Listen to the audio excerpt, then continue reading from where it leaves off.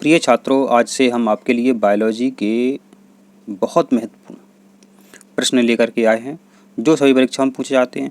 इसके पहले मॉडल एवं एक्सीलेंस स्कूलों का जो एग्ज़ाम हुआ था उसके लिए भी हमने वीडियो बनाए थे, तो सभी प्रश्न हमारे वीडियो से पूछे गए थे और हमारे कई छात्र मॉडल एवं एक्सीलेंस स्कूलों में एडमिशन ले चुके हैं। तो आप भी सफलता प्राप्त करेंगे अगर आपने हमारे सभी वीडियो देख लिए। ठीक है, तो आज ये P1 बायोलॉजी का वीडियो है जिसे आप ध्यान से देखें और सुनें। आपका जो पहला क्वेश्चन है, जीवन का भौतिक आधार है। जीवन का भौतिक आधार क्या होता है? आपका होता है जीव द्रव्य। ठीक है, जीव द्रव्य नाम ही है जीवों का द्रव्य।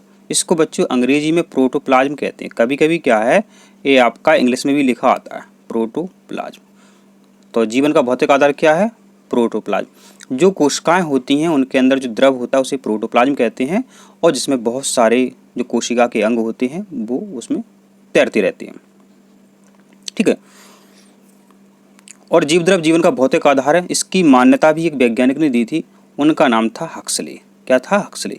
ये भी पूछा गया है कि जीव द्रव जीवन का भौतिक आधार है। चलो ठीक है, प्रोटोप्लाज्म है, लेकिन किसने कहा था? तो ये कहा था हक्सले ने, और हंस के ये बात कही थी कि भाई साहब जीवन का भौतिक आधार क्या है? प्रोटोप्लाज्म है। अब जीवन का भौतिक आधार जो है, तो प्रिय छात्रों आप सभी जानते हैं सभी जीवधारी सेल से मिलकर के बनी होती हैं। सेल माने कोशिका। तो कोशिका जीवन की आधारभूत इकाई है। अगर कोशिका नहीं होती तो हम भी नहीं होते। कोई भी सजीव नहीं होता अगर कोशिका नहीं होती। ठीक है, और कोशिका की खोज सबसे पहले किसने की थी? बताओ। रॉबर्ट हुक ने की थी। किससे की थी? कार्क की पतली काट से की थी। ठीक है, इतनी बातें जो थी हमने आपको बता दी हैं। अगला क्वेश्चन जो है, कोशिका का ऊर्जा ग्रह। कोशिका का ऊर्जा ग्रह किसे कहा जाता है? ऊर्जा माने energy, energy house, power house किसे कहा जाता है? तो प्रिय छात्रों, जो कोशिका होती है आपकी, उसका भी एक जीवन है, घर है, शरीर है, एक देश है, विश्व है। कोशिका इसी तरह होती है। जिस तरह से परिवार चलता है उसको चलाने वाला मुखिया होता है। ऊर्जा भी कहीं से आती है। एक शहर है तो वहाँ भी कहीं ना कहीं से विद्युत आती है। इसी तरह कोशिका का जो ऊर्जा ग्रह है बच्चों, वो कौन सा है? माइटोकॉन्ड्रिया। जिस तरह से बच्चों आपके घर में खाना बनाने का काम कौन करती हैं? आपकी मम्मी करती हैं, जिसको अपनी भाषा में माई भी कहते हैं। माई बोलते हैं, गांव में कई लोग माई बोलते हैं मम्मी से। तो जो माई या मम्मी क्या करती हैं? भोजन बनाती हैं। जब भोजन बनाती हैं तभी तो आप स्कूल जा पाते हो, आप में ऊर्जा आती है। अगर माई नहीं होती तो भोजन कैसे कौन बनाता? आप खाना कैसे खाते? स्कूल जल्दी कैसे जाते? इसी तरह प्रिय छात्रों, कोशिकाओं के अंदर एक अंग होता है माइटोकॉन्ड्रिया, जो कि ऊर्जा उत्पन्न करता है, इसलिए इसको ऊर्जा ग्रह कहते हैं, पावर हाउस कहते हैं। और ये अगर अधिक ज़्यादा ऊर्जा बना देता है, ठीक है, तो कोशिका में ऊर्जा जो है इकट्ठी भी हो जाती है, जैसे एटीपी। माने किसी के पिताजी हैं या किसी की माई मान लो, किसी आप में से नहीं, किसी दोस्त की मान लो, ठीक है, वो हमारा चैनल नहीं देखता, उसकी बात कर रहा है अपन। तो उनकी माई किसी के घर में जो है बर्तन साफ करने जाती हैं। अब किसी दिन उनकी मालकिन ने उनको ज़्यादा रुपए दे दिए, तो क्या करती हैं? सौदा लेने के बाद जो पैसे बचते हैं वो इकट्ठे कर लेती हैं। इसी तरह जो कोशिका की जो माइटोकॉन्ड्रिया होती है, कोशिका की जो माइटोकॉन्ड्रिया होती है, वो अधिक मात्रा में जब ऊर्जा बना लेती है तो उसको एटीपी के रूप में इकट्ठा कर लेती है, और जब कभी आवश्यकता होती है तो एटीपी से पुनः वो ऊर्जा प्राप्त कर लेती है। कोशिका किसी दिन मान लो ऊर्जा नहीं बन पाई, आपने भोजन नहीं खाया, तो शरीर तो काम करेगा, चलेगा फिरेगा, तो ऊर्जा कहाँ से आती है कोशिकाओं के पास? वो एटीपी से आती है। एटीपी का पूरा नाम भी परीक्षा में हजारों बार पूछा गया है, एडिनोसिन ट्राई फॉस्फेट। ठीक है, एटीपी का नाम पूछा गया है। कोशिका की ऊर्जा मुद्रा है, मुद्रा और रुपया हमारे पैसा। तो एटीपी क्या? पैसा है। किसका पैसा है? कोशिकाओं का। आप सब कहो सब एटीपी से का पैसा कही जाती है। अरे भाई साहब, कई देशों में मुद्राओं के अलग अलग नाम हैं। किसी देश में टका बोलते हैं, किसी देश में रूबल बोलते हैं।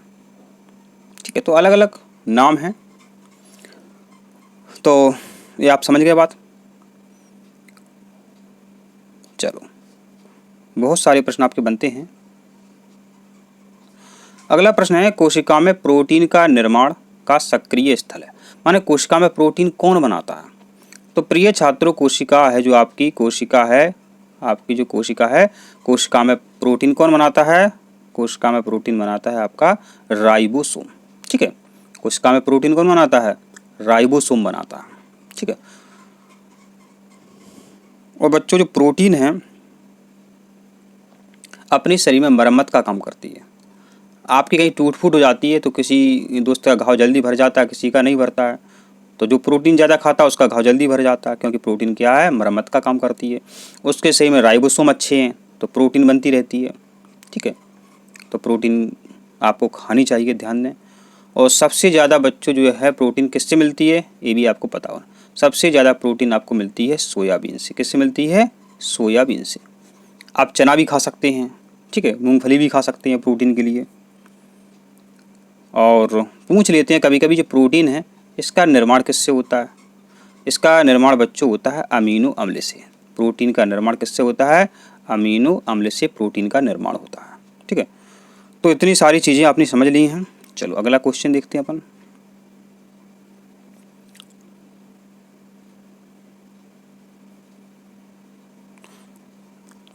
निम्न में से कौन सा कोशिकांग सिर्फ पादप कोशिका में पाया जाता है?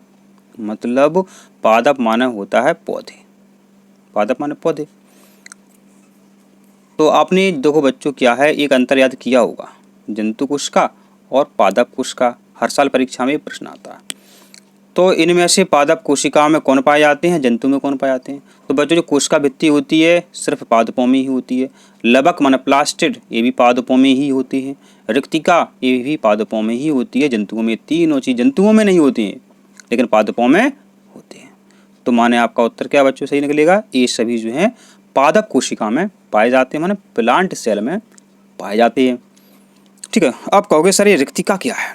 तो देखो बच्चों रिक्तिका क्या है, जो आपकी प्रिय छात्रों जो आपकी कोशिका होती है तो इसमें कुछ खाली खाली स्थान होते हैं। तो ये होती वास्तव में क्या है? तो पेड़ पौधे क्या करते हैं, जब उनके पास थोड़ा एक्स्ट्रा भोजन बन जाता है तो इनमें वो अपना भोजन भर लेते हैं, अपना जो फूड है इसमें भर लेते हैं। और जब आवश्यकता पड़ती है पेड़ पौधे को तो इसी वैक्यूल से वो अपना भोजन प्राप्त कर लेते हैं। इसको ऐसे समझ सकते हैं, आप जब स्कूल जाते हैं या कोई नौकरी करता है तो उनके घर वाले क्या है बच्चों, टिफ़िन भेजती हैं साथ में। भूख लगे तो खा लियो, ना लगे तो ना खाइयो। तो एक तरह से देखा जाए तो ये पौधों के टिफ़िन हैं। टिफ़िन को पौधों में क्या कहा जाता है? रिक्तिका। ठीक है, तो ये कोशिका भित्ति, लबक और रिक्तिका ये पौधों में होते हैं, पौधों में पाई जाती हैं ये संरचनाएं। ये कोशिकांग जंतुओं में नहीं होते हैं। इंपॉर्टेंट है, ध्यान रखना। अगला प्रश्न है, कोशिका की आत्महत्या की थैली कहलाता है। अच्छा, कभी बाजार जाते हो, अभी भी देखो एक प्रचार आता है कि थैली जो है थैली लेकर आना, थैली लेकर जाना चाहिए क्योंकि ये प्रदूषण फैलाती। थैली लाना चाहिए आपको। कभी भी बाजार जाओ तो थैली लेकर जाना चाहिए। या दुकानदार कहता है थैली लाना चाहिए, थैलियाँ बंद हो गई हैं। ठीक है, तो देखो आत्महत्या की थैली, इसका सही उत्तर क्या है आपका? लाइसोसोम। आत्महत्या की थैली लाना चाहिए, थैली लाए थे, थैली लाओ। ठीक है, इससे आपको याद रहेगा मतलब। तो देखो बच्चों ये होता क्या है, अक्सर देखो ये सिंपल सी बात है, वो समझने का आप प्रयास करें। ये सरल प्रश्न है। देखो माने बच्चों इसमें आपका एक अंग है लाइसोसोम। ठीक है, ये क्या है? देखो अब हमने बोला था कि परिवार है, समाज है। अब इसके अंदर कई अंग हैं, कोशिका के अंदर भी मृत हो जाते हैं, वे मर जाते हैं। तो इनको खाने का काम कौन करता है? लाइसोसोम कहता है हमें लाओ, हमें लाओ, हमें लाओ। अब एक समय ऐसा आता है, अब इस कोशिका वाले घर में कोई जंतु मरा नहीं, कोई अंग मरा नहीं, माइटोकॉन्ड्रिया नहीं मरा, ठीक है, राइबोसोम नहीं मरा। अब ये लाइसोसोम क्या करता है, जीवित जो अंग हैं उनको ही खाना शुरू कर देता है। और सब अंग खा लेगा तो कोशिका क्या है? कोशिका मर जाएगी। अब जब कोशिका मर जाएगी तो ये खुद मर जाएगा। ये नालायक जो लाइसोसोम है ये खुद मर जाएगा। जब सबको खा लिए इसने कोशिका के अंगों को, तो अब क्या करेगा? ये उसको मरना पड़ेगा।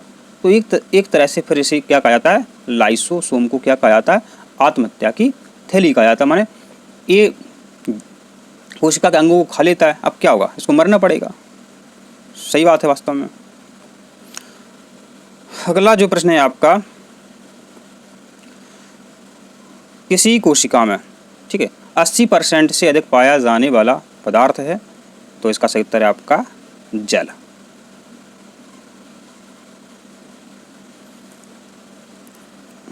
अगला आपका जो प्रश्न है, निम्नलिखित में से किसी कोशिका का यातायात प्रबंधक कहा जाता है। यातायात माने आपने रोड देखा होगा, आप जानते ही हैं रोड, ठीक है, रोड ROAD होता है, ROAD रोड, रोड। इसको सही लिख दो, नहीं आप कहोगे सर ने लिखा नहीं पाया, ROAD रोड, ठीक है। तो यातायात प्रबंधक किसे कहा जाता है, तो गोल्गी बॉडी को यातायात प्रबंधक कहा जाता है। अब याद कैसे करूँ, तो ट्रिक देख लो। यातायात देखो, अगर यातायात में कोई ट्रैफिक पुलिस वाला है और अच्छा बॉडी बिल्डर है, उसने रोका, आप रुक जाओगे। और कोई पतर गुल्ला व्यक्ति हो, पुलिस वाला हो, तो अब रोके बेचारा, तो आप रुकोगे नहीं। तो यातायात प्रबंधक कौन अच्छा करता है, जो बॉडी बिल्डर हो, दिखने में हष्ट-पुष्ट हो, तो आप डर जाओगे, रुक जाओगे। तो यातायात प्रबंधक कौन कहा जाता है, गोल्गी बॉडी, बॉडी बिल्डर हो, गोल्गी बॉडी, ठीक है। इससे आप ध्यान रख सकते हैं, ये ट्रिक थी मतलब। अगला प्रश्न वेरी इंपॉर्टेंट, परीक्षा में आता रहता है कि जीन शब्द का प्रयोग सबसे पहले किसने किया। तो जीन शब्द का प्रयोग सबसे पहले जो है जोहानसन ने किया, ठीक है। और कृत्रिम जीन सबसे पहले किसने बनाया, HG खुराना ने बनाया, ये भी प्रश्न पूछा गया। जीन शब्द सबसे पहले किसने दिया था, जोहानसन ने। और जीन शब्द जो कृत्रिम जीन जो है उसका निर्माण सबसे पहले किसने किया था, हरगोविंद खुराना ने किया था। अच्छा, जीन क्या हो, कहाँ होते हैं, ये भी पता होना चाहिए। तो जीन जो है बच्चों क्या है, ऐसे ये गुणसूत्र है, ठीक है, ये गुणसूत्र है। तो जीन जो है गुणसूत्रों पर रेखीय क्रम में व्यवस्थित रहते हैं, जीन गुणसूत्रों पर रेखीय क्रम में व्यवस्थित रहते हैं, ठीक है। ये क्या करते हैं बच्चों, जीन जो है आनुवंशिकता में भाग लेते हैं। जब जीन आनुवंशिकता में भाग लेते हैं तो बच्चों गुणसूत्र भी आनुवंशिकता में भाग लेता है, सिंपल सी बात है। जब जीन भाग ले रहे हैं तो गुणसूत्र तो आनुवंशिकता में भाग लेते हैं, ठीक है। तो इतनी सारी चीज़ें जो है हमने आपको यहाँ पर बता दी हैं। और पूछ सकते हैं कि गुणसूत्र नाम किसने दिया था, तब उत्तर आपका बाल्डियर हो जाएगा। क्या हो जाएगा, बाल्डियर हो जाएगा, ठीक है, ध्यान रखें। अगला जो प्रश्न है आपका, आनुवंशिक उत्परिवर्तन होता है, आनुवंशिक उत्परिवर्तन होता है। तो बच्चों इसका सही उत्तर है आपका DNA। माने अगर किसी व्यक्ति के DNA में परिवर्तन हो जाए और ऐसा परिवर्तन हो जाए कि बच्चा अलग दिखाई दे रहा है, तो उसके बच्चे भी अलग दिखाई देंगे। माने कुछ ना कुछ वो परिवर्तन हुआ है, वो उसके आगे आने वाले सभी बच्चों में चला जाएगा। कब, जब DNA के कारण उसमें परिवर्तन हुआ। जैसे कोई व्यक्ति है, अब एक्सीडेंट में उसकी जो टांग है वो कट जाए, तो उसके होने वाले जो बच्चे होंगे तो उनमें टांग कटी हुई पैदा नहीं होगी। लेकिन जब माँ के गर्भ से ही बच्चा ऐसा पैदा हो किसी DNA में परिवर्तन से, तो फिर उसके बच्चे भी उसी तरह से पैदा होंगे, ठीक है। तो आनुवंशिक उत्परिवर्तन कब माना जाता है, जब DNA में परिवर्तन होता है तो आनुवंशिक उत्परिवर्तन माना जाता है। अगला प्रश्न है, समसूत्री विभाजन के फलस्वरूप कितनी संतति कोशिका का निर्माण होता है। समसूत्री होता है, अर्धसूत्री होता है, ठीक है। तो नाम देखो, समसूत्री, सम माने समान, तो ठीक है। तो माना कि बच्चों देखो, एक समझो कि एक कोशिका है, इसका समसूत्री विभाजन हुआ तो एक कोशिका ये बन जाएगी, एक कोशिका ये बन जाएगी, ठीक है। तो आपका उत्तर क्या होगा, समसूत्री विभाजन के फलस्वरूप दो कोशिकाओं का निर्माण होता है। अगला आपका जो प्रश्न है, ग्रेगर मेंडल, इनको ग्रेगर जॉन मेंडल भी कहते हैं, ठीक है। तो ग्रेगर जॉन मेंडल ने क्या बताया था, तो ग्रेगर जॉन मेंडल थे, उन्होंने आनुवंशिकता के नियम बताए थे। आनुवंशिकता के जो नियम है, मेंडल के जो नियम उन्हें आप बोलते हैं, मेंडल के नियम जो है मटर पर इन्होंने प्रयोग किया था। 7 जोड़ी लक्षणों को इन्होंने ध्यान में रखा था मेंडल भाई साहब ने, ठीक है। तो आनुवंशिकता के नियमों को किसने बताया था, मेंडल ने बताया था। इनके नियम बहुत प्रसिद्ध हुए, ठीक है। ये ऑस्ट्रिया के रहने वाले थे जी मेंडल। जीन उपस्थित होते हैं, कहाँ होते हैं, आप सभी को पता है, जीन गुणसूत्र पर होते हैं, अभी अपन ने चर्चा की थी। कैसे होते हैं, रेखीय क्रम में होते हैं, अपन ने चर्चा की थी अभी। अगला प्रश्न क्या है, कोशिका में पाया जाने वाला आनुवंशिक पदार्थ है। अभी चर्चा कर रहे थे कि अगर DNA में परिवर्तन हो तो वो आनुवंशिक होता है। तो यहाँ पर स्पष्ट आपका उत्तर समझ में आता है कि जब आनुवंशिक परिवर्तन होता है तो ऐसे परिवर्तनों को हम DNA के द्वारा समझते हैं। अगला जो प्रश्न है क्या है, डीएनए का द्विकुंडली मॉडल किसने दिया? द्विकुंडली माने डबल हेलिक्स मॉडल किसने दिया? तो आपका उत्तर है वाटसन एवं क्रिक ने डबल हेलिक्स मॉडल दिया। यहाँ पर एक प्रश्न और समझो, ये स्लीडन और स्वॉन का मतलब क्या? तो स्लीडन और स्वॉन ने बच्चों कोशिका सिद्धांत दिया था। स्लीडन और स्वॉन ने कोशिका सिद्धांत दिया था। रॉबर्ट हुक ने कार्क की पतली काट से कोशिका की खोज की थी। रॉबर्ट हुक ने मधुमक्खी के छत्ते के समान इन्होंने देखा था क्या है, मतलब इन्होंने क्या है, पौधे की एक छाल ली थोड़ी सी और सूक्ष्मदर्शी में रखा। अब उनको क्या देखा बच्चों, देखो उनको क्या देखा, उनको ऐसी ऐसी संरचनाएं दिखाई दी। उन्होंने कहा कि मधुमक्खी के छत्ते के समान क्या है, तो उन्होंने उस समय उन्हें क्या कहा, कोशिका कहा। इन्होंने कहा, रॉबर्ट हुक ने इन्हें क्या कहा, कोशिका कहा। अगला जो प्रश्न है आपका बच्चों सरल है, मनुष्य के क्रोमोसोम से मिलने से पुत्र का जन्म कब होता है? पुत्र का जन्म क्या होता है? अच्छा, पुत्र की जो गुणसूत्र की संरचना होती है आप सभी जानते हैं। मनुष्यों में कितने गुणसूत्र होते हैं? मनुष्य में 46 गुणसूत्र होते हैं। समझ रहे हैं कैसे होते हैं? तो पुरुष की बात कर रहे हैं अपन, पुरुष, ये महिला की बात। पुरुष में होते हैं 22 प्लस 22, ऐसा गलत हो गया थोड़ा, इसको सही कर लेते हैं अपन। पुरुषों में होते हैं 22 प्लस XY, महिला में होते हैं 22 प्लस XX। अब 46 बोली हमने, तो ये है जोड़ी में 22 दूनी हो गया आपके 44, 45 और 46, 22 दूनी हो गया 44, 45 और 46। तो जो XY होंगे तो वो पुत्र होगा और XX होंगे जब तो वो महिला होती है। तो पूछ रहे हैं पुत्र, तो पुरुष का क्या मिल जाए? देखो अब यहाँ पर देखना ऑप्शन देखते हैं। पुरुष का X हो, स्त्री का X हो तो गलत हो गया। पुरुष का X हो, स्त्री में बाय होता ही नहीं है। पुरुष का बाय हो, स्त्री का बाय हो, स्त्री में बाय होता ही नहीं है। पुरुष का बाय हो, स्त्री का X हो। ठीक है, तो आपका उत्तर जो डी है ये आपका एकदम करेक्ट आंसर हो जाता है। अगला आपका जो प्रश्न है बच्चों, क्या प्रश्न है देख लेते हैं। शिशु का पितृत्व स्थापित करने के लिए एक तकनीक का प्रयोग किया था। माने क्या है बच्चों, एक हॉस्पिटल है, ठीक है, हॉस्पिटल है। हॉस्पिटल में बच्चा जो है किसी ने चुरा लिया और शक हो गया कि हमारे तो लड़का हुआ था, लड़की कैसे हो गई? ठीक है, तो उस बच्चा का डीएनए मिलाया जाएगा, उस बच्चा का डीएनए मिलाया जाएगा और उसका विश्लेषण किया जाएगा, उसका जो है मात्रात्मक विश्लेषण किया जाएगा। ठीक है, तो क्या है, डीएनए का मात्रात्मक विश्लेषण। इससे पता कर लेते हैं कि वो बच्चा किसका है। उसका पिता का पता कर लेंगे बच्चा का कि ये बच्चा उन्हीं का है या दूसरे का है। ठीक है, तो ऐसा कई बार होता है और कई बार ऐसा होता है कि किसी महिला के बच्चा है और पिता का है, हमारा है नहीं है, तो फिर डीएनए का चेक होता है, डीएनए पिता से मिल जाते हैं। ठीक है, इसे क्या बोलते हैं, डीएनए का मात्रात्मक विश्लेषण। अच्छी चीज़ है ये, बहुत अच्छी चीज़ है, पता चल जाता है इससे। अगला प्रश्न है, जीन का सर्वप्रथम कृत्रिम संश्लेषण किसने किया? चर्चा कर रहे थे, तो जीन का जो कृत्रिम संश्लेषण है ये H.G. खुराना ने किया था। तो जीन शब्द किसने दिया था? जोहानसन ने दिया था। ठीक है, अगला एक प्रश्न और समझ लो, जो वाटसन हैं इन्होंने कौन सा शब्द दिया था? ये वाटसन ने दिया था जेनेटिक्स। ये भी प्रश्न आता है परीक्षा में, जेनेटिक्स। वाटसन ने जेनेटिक्स शब्द दिया था। ठीक है, ये ध्यान रखना अपन। अगला प्रश्न है, उत्परिवर्तन के सिद्धांत का प्रतिपादक कौन था? उत्परिवर्तन, तो उत्परिवर्तन ह्यूगो डी ब्रिज। तो एक पाठ है आपका विकास, अपन लोगों में विकास कैसे हुआ, तो विकास में इस बारे में चर्चा हुई है। तो ह्यूगो डी ब्रिज थे, एक वैज्ञानिक थे, इन्होंने उत्परिवर्तन का सिद्धांत दिया था। अब और देख लो क्या है, लेमार्क ने उपार्जित लक्षण, यहाँ पर ध्यान देना परीक्षा में पूछा जाता है।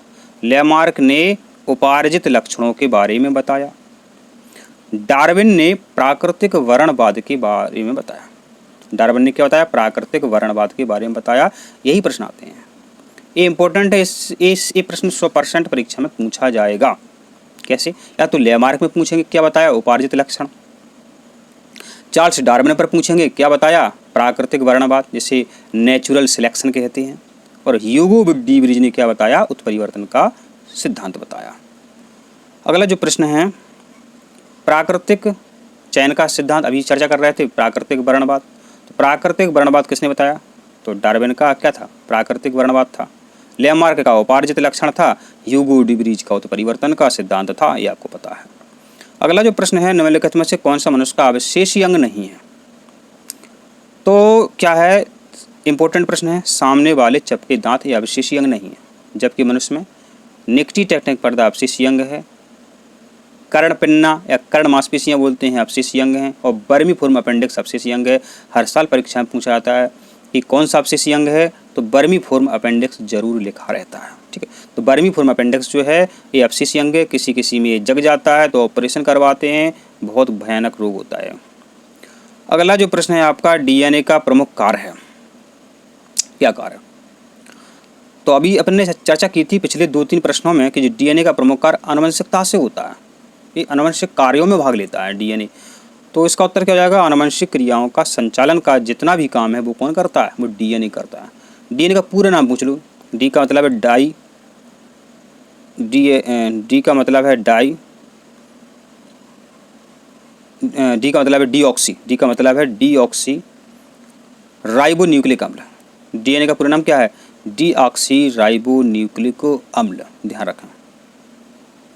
अगला जो प्रश्न है क्या है, एक पीढ़ी से दूसरी पीढ़ी में आनुवंशिक गुणों के लिए उत्तरदायी कौन होता है?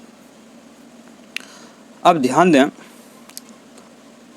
एक पीढ़ी से दूसरी पीढ़ी आनुवंशिक गुण कौन ले जाता है, तो उसका उत्तर जीन भी है, क्रोमोसोम भी है, केंद्रक है, उपरोक्त में से कोई नहीं। ठीक है, तो इसका उत्तर बड़ा कन्फ्यूज़न वाला है। आनुवंशिक गुणों की बात है तो उसमें उत्तर प्रदेश वहाँ पर डीएनए होता था। अब यहाँ पर जहाँ तक मुझे संभावना है इसका उत्तर क्रोमोसोम होना चाहिए अभी, और नहीं भी हो सकता है, तो इसका उत्तर हम कमेंट में आपको क्लियर करके बता देंगे। जहाँ तक संभावना है इसका उत्तर क्या, क्रोमोसोम है। ठीक है, अगला जो प्रश्न है, निम्नलिखित में से मनुष्यों में होने वाले आनुवंशिक रोग कौन कौन से हैं? आनुवंशिक रोग माने मम्मी पापा में उसके जो रोग हैं उनके बच्चों में चले जावे। तो वर्णनादिता एक ऐसा रोग है। हीमोफीलिया भी रोग है जिसमें रक्त का बहना रुकता नहीं है, कट जाए तो रक्त बहता ही रहता है। एक है आपका टर्नर सिंड्रोम। तो ये सभी जो रोग हैं आपके आनुवंशिक रोग हैं, एक पीढ़ी से दूसरी पीढ़ी में चलते ही रहते हैं। अगला है, हीमोफीलिया रोग से ग्रसित व्यक्ति में क्या होता है? अभी बात कर रहे थे अपन, खून का बहना बंद नहीं होता है, खून बहता ही रहता है, बहता ही रहता है। अगला जो प्रश्न है, अंतिम प्रश्न है इस वीडियो का, विटामिन सी का रासायनिक नाम क्या है? तो विटामिन सी का जो रासायनिक नाम है आपका एस्कॉर्बिक अम्ल है।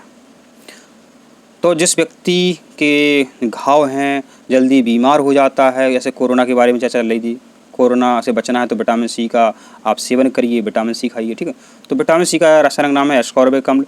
सबसे ज़्यादा ये किस में मिलता है, तो ये भी पता होना चाहिए, ये सबसे ज़्यादा आपका आंवला में मिलता है, इसके बाद ये आपका नींबू में मिलेगा। ठीक है, संतरा में भी मिलता है। इस तरह आपने सभी इंपॉर्टेंट क्वेश्चन देख लिए हैं। आशा करते हैं आपको वीडियो समझ में आया है। इसी तरह वीडियो देखने के लिए आप चैनल को सब्सक्राइब जरूर करो, वीडियो को लाइक करो, और कोई समस्या है तो आप कमेंट में बताओ। धन्यवाद।